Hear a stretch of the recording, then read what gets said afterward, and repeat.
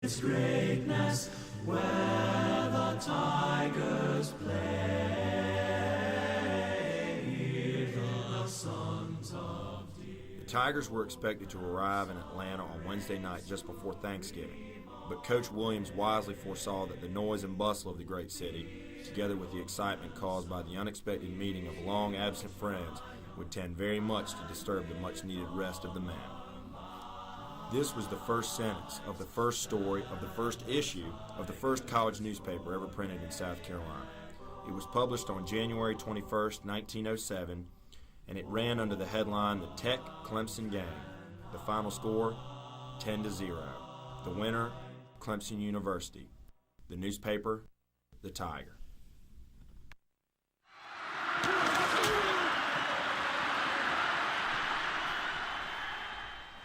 It's only fitting that the Tigers' first story focused on football. For years afterward, the front page was often devoted entirely to sports, with other kinds of news making an appearance only occasionally. In fact, later mastheads would call the Tiger, quote, the official organ of the Clemson Athletic Association and the Alumni Association. In the years that followed, the Tiger slowly began to expand its features and coverage, and its target audience shifted from alumni to students. Campus news became more prominent. Cartoons by J.M. Drakeford made their first appearance in 1912 and were soon followed by letters to the editor. The early issue didn't have much national news, and what little there was took a back seat to events closer to home. Through the First World War, the Roaring Twenties, the Great Depression, and into the 1940s, the Tiger endured, earning a place in the lives of Clemson's cadets and at the university as a whole. The first shadow to fall across the Tiger was the same shadow which fell across the rest of the world as America joined the war against Germany, Japan, and Italy. On May 12, 1943, the Tiger suspended publication with little fanfare, except a brief editorial which ended with these words, "Until the war is over and the peace is won, au revoir." The post-war years were uncertain ones for many campus organizations, and the Tiger was no exception. It took some time for life at the university to return to normal, but by the late 1940s, under the leadership of longtime advisor Professor John Lane, the Tiger was again roaring for Clemson. Through its pages, today's students can read about Clemson's transition from an all-male military school to a civilian co-ed institution.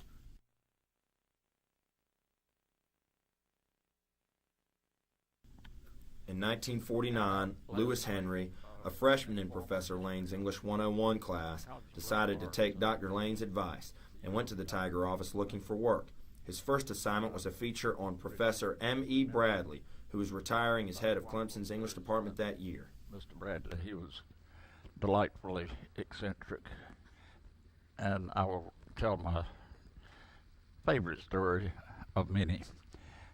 He couldn't function without his glasses. And one day he started the class and he couldn't find his glasses, so he sent a note to Mrs. Bradley, who lived over where the high-rise dormitories are now, and wrote a note saying, "Please send my glasses by Willie." And Willie, the janitor, dutifully delivered the note, to which Mr. Bradley had added a P.S. "Never mind, I just found them." In the early 1950s, the Tiger was a bit tame compared to later years. Well, we didn't do anything very exciting. It was military. The school was military still, and we had a battle with the military. But except for that, there was not.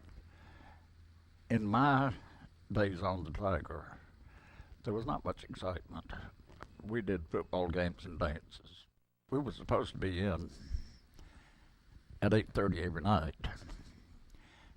And the Tiger, members of the Tiger staff, got some real breaks on that. I mean, we could be out after long roll.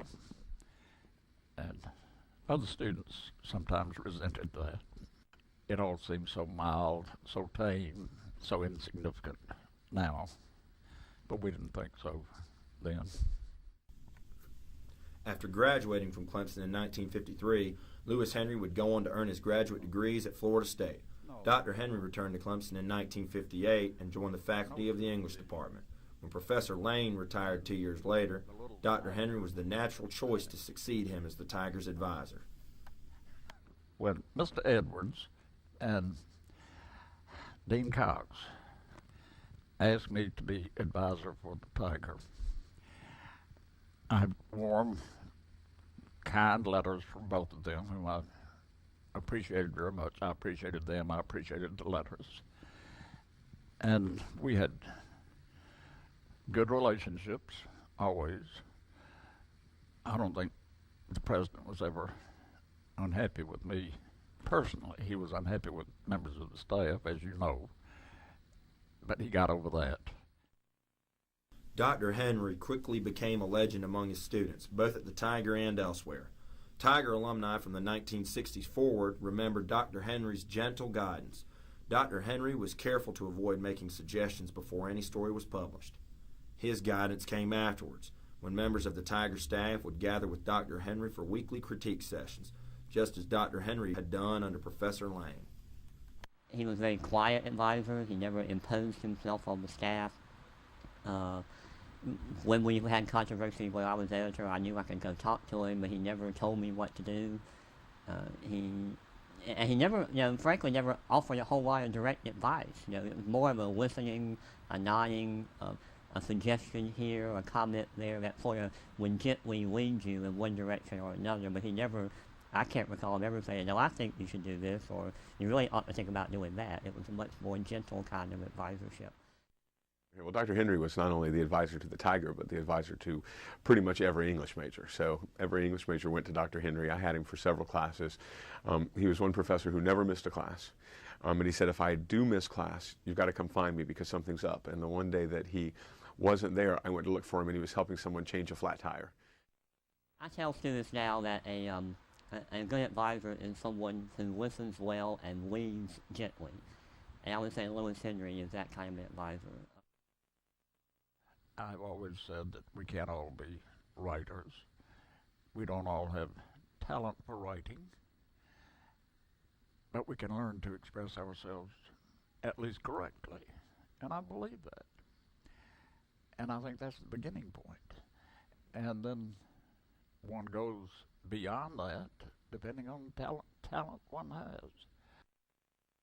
When I started writing for the Tiger, I wasn't a very good writer. I wrote mostly passive voice, and he would actually sit there and really work with you to show you how you can make your writing more active.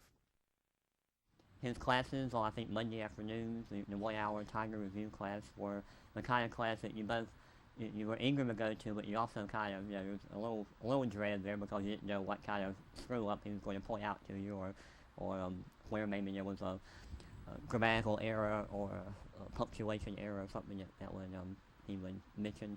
But even then, he was a gentle critiquer. He didn't hold back. He would definitely point out your errors and make a few, English teacher comments along the way, but never in a mean-spirited way. I have great books to prove that this was not just a free A, because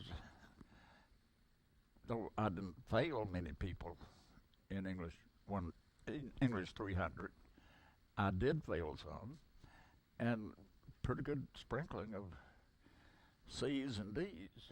So it was not a guaranteed A for one who signed up for that 1 hour course. Dr. Henry would see many changes during his years as advisor to the Tiger. While Clemson was generally seen as a conservative institution, it did not entirely escape the social turmoil of the late 1960s and early 1970s. Students had begun questioning authority, and the Tiger reflected that. I got a lot of blame for the radicals, and we had our share of those.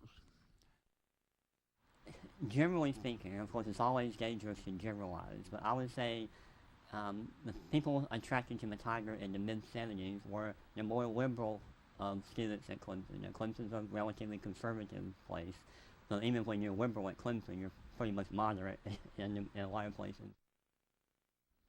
We had some few really good journalists who were activists, who kept us in hot water, and I love them dearly. As the 21st century closed in on the Tiger, the staff began to take advantage of technology. From typewriters to word processors to computers to the internet, the production process has moved firmly into the information age. In 2004, the staff of the Tiger voted to decline funding from Clemson Student Government Association.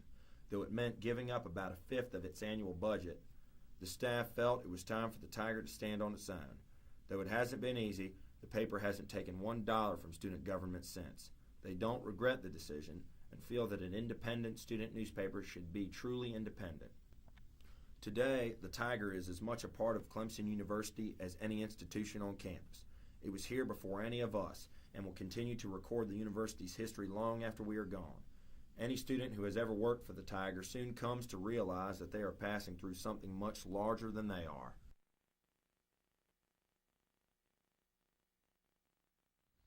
Well, I'm not sure I can generalize about it because they had personalities of their own. Some of them were dedicated journalists. Some of them thought this would look good on their resumes. Some of them were there for entertainment. Some of them were there to meet somebody. I never felt it was safe to generalize about the kind of students who were attracted to the Tiger. You know, it was a real variety of people. I mean, there was definitely a coherent group. They were fun. They went out. They bonded together. They worked hard. They cared a lot about journalism. They cared a lot about, you know, being honest and being independent of the administration. It was really important, I think, for them to feel as if they were an independent voice that represented the students and didn't in any way have to necessarily listen to or bow to the administration. A number of different people gravitate towards the Tiger. A lot of English majors gravitate towards it because they want to write. You have a lot of creative types, you know, people in graphic communications and whatnot. I happen to be a computer information systems student at the time, and so of course I was drawn towards the web editor's job because I wanted to somehow use the skills that I was attempting to build in college and use those in some sort of productive setting other than playing games in my dorm room. So, you know, I even looked in the Tiger for quite a while to see if they had any open positions that would work for me, and they did have a web editor's position open, and so I applied. I didn't win the first time. Applied again the next year, and they let me in. Well, that's tricky because we're so diverse. Like the sports section has a whole different personality, or the sports writer has a different personality from the news writer and the timeout writer. But I think one common thing they all have in common would be that they're interested in like learning and the dispersion of information, and they're on average, I think, more aware of events that are going on campus and otherwise.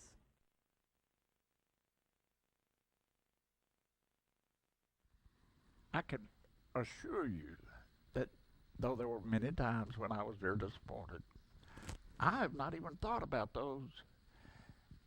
You asked me to do it, and it's difficult because I don't dwell on the disappointments.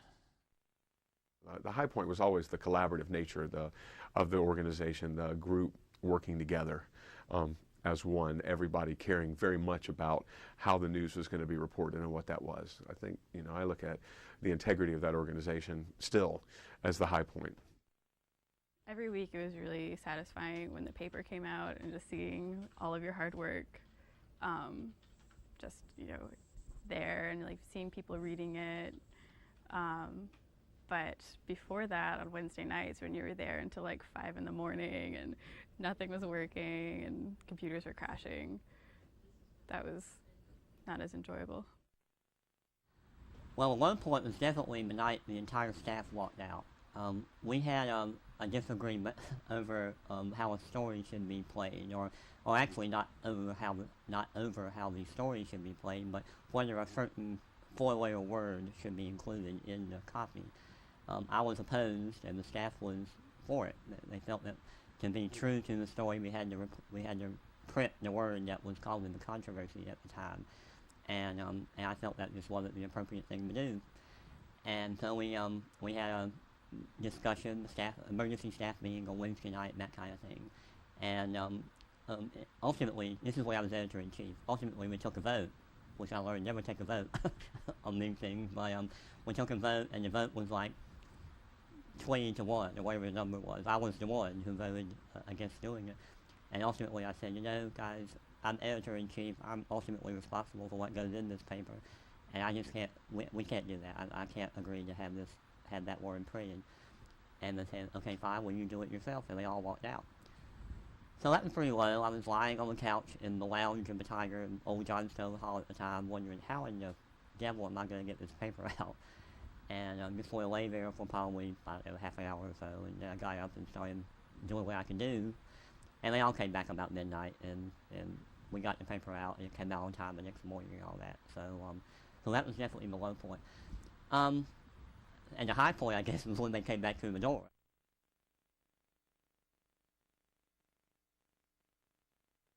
I think the confidence one gains is supremely important, especially if these young people intend to pursue journalism as a career. I think they need to be encouraged, corrected too, but encouraged. It really teaches you to work with a vast group of individuals who have different work styles, different viewpoints, and it really helps you learn how to compromise in order to achieve a greater good, which is, you know, producing a product that we're all proud of and that really makes a difference on campus. It exposed me to a lot of different types of people because it's such an intimate setting, and because, you know, you have your sports writers and your timeout and like entertainment and copy editors and photographers. You have like a good cross-section of, like, you have a whole newspaper like in this little tiny room, and it taught me how to like understand and like make one thing with such a diverse group of people. I credit my involvement with the Tiger largely with the way my career has developed, oddly enough, although I'm not directly in journalism. Much of what I do now is about communicating with a certain target audience, a certain market. And from the Tiger, I learned that writing and communication are my strengths, things that I do well. And I honed my skills when I was at the Tiger. And if I were ranking the top 5 most important decisions or influential decisions I made, I bet that being a member of the Tiger staff was one of those decisions.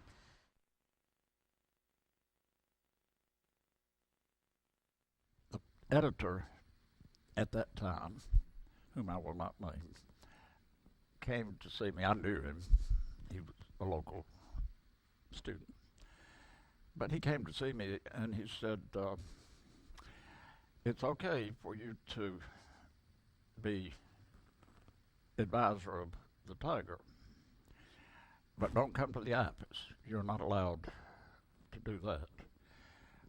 Well, I had no intention of going to the office. When we do things well, we're fair. We look at the entire picture. We make sure that picture gets out to students and alumni in a way that is honest. You know, we don't shy away from what's difficult. We don't not report what may be awkward in terms of how the university may look outside, you know, and I think newspapers do that. You know, journalists, certainly student journalists and all journalists, are a bit skeptical of authority, so there was, I think, a healthy skepticism that the administration was probably telling us, well, it's a fact. People tell you things from their perspective, so when an edict would come out, or a new policy or a rule or a decision would come forth, we knew that that was from the university's point of view, the institutional point of view, and the part of our job was to look at whatever it was from the other point of view, from the student point of view, or the recipient's point of view. When you're at an independent newspaper, you can reach beyond what might be approved elsewhere. But by doing so, and especially being at an educational institution, you learn. It just has a very grassroots effort feeling to it, and it's independent, and it's just a very direct expression from the students to the campus.